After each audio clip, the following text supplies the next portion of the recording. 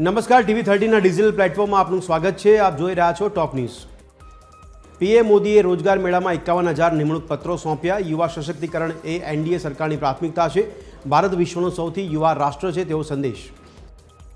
કર્નૂલમાં બસમાં આગ લાગવાથી 20 લોકોના મોત થવાની ઘટના. બાઇક સાથે અથડામણ થયા બાદ બસમાં આગ લાગી.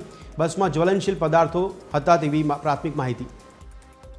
એડ ગુરુ પિયુષ પાંડેનું નિધન થયું છે. અબકી બાર મોદી સરકાર અને ફેવિકોલ કા જોડી લખનાર એડ ગુરુનું નિધન થયું છે. તેમના નિધન પર અનેક હસ્તીઓએ શોક વ્યક્ત કર્યો. દિલ્હીના બજારોમાં બોમ્બ વિસ્ફોટનું કાવતરું રહ્યું નિષ્ફળ. 2 આઈસીસના આતંકવાદીઓની ધરપકડ કરવામાં આવી છે. આ ઘટના બાદ દિલ્હીમાં સુરક્ષા વ્યવસ્થા કડક કરી દેવામાં આવી છે.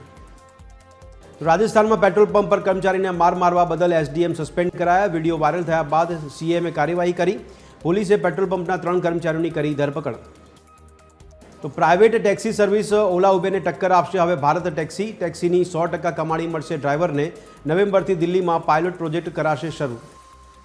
અરબ સાગરમાં ડિપ્રેશન સક્રિય થતા રાજ્યમાં આગામી 7 દિવસ કમોસમી વરસાદની આગાહી. સૌરાષ્ટ્ર દક્ષિણ ગુજરાતમાં વરસાદનું યેલો એલર્ટ. વેરાવળ બંદર પર લાગ્યું 3 નંબરનું સિગ્નલ.